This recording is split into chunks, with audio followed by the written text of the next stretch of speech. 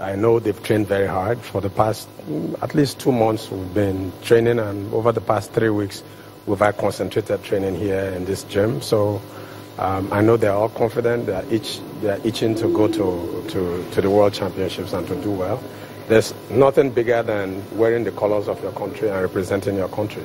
Every Nigerian wants to have the opportunity to represent their country one day. So I'm hoping they're proud that they've been chosen to represent Nigeria, and I have every confidence that they will go to Paris and do well for Nigeria.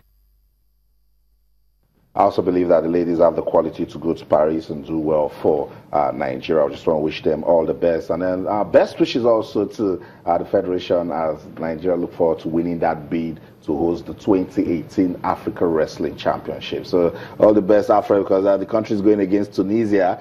Tunisia hosted the last one, so let's just close eyes and just give it to Nigeria. Let Nigeria prove to the world that wrestling is big in this part of the world. Let's get on with the show now. I'll bring the discussion closer at home. The Sports Writers Association, they have been busy. It's been the Swan Week. A lot of activities going on.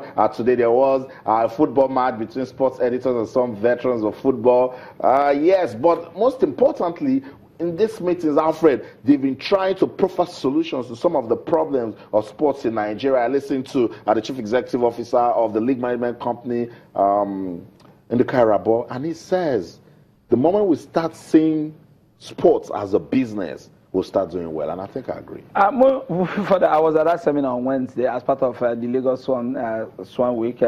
Well, congratulations to the Fred Edori-led executive committee of Swan for that talk show. But I can tell you that the paper has delivered. It was more of an interactive session at the end of the day. Yes, the Chief Executive Officer of the LMC and the Carabao broke it down. One frightening figure that he just put out there, and it's in the open, it's in public space.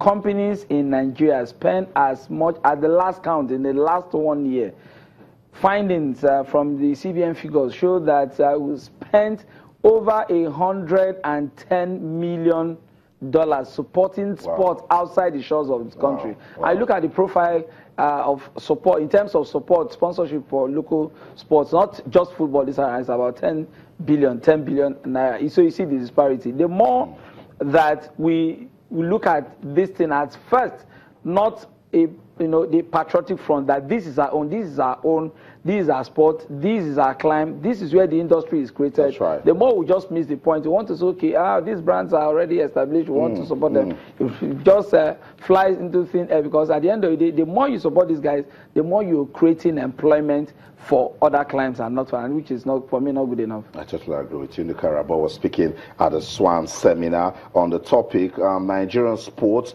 strategies for revival and growth. Let's listen to him, and then we'll come back. There's still more to talk about. Don't go anywhere. Stay. Lack of space within the city, within the urban area, and within even the villages. Lack of space for sporting activity. So we have to make a deliberate plan to do that. But even when you create space, you need sport, you need enough funds to maintain them.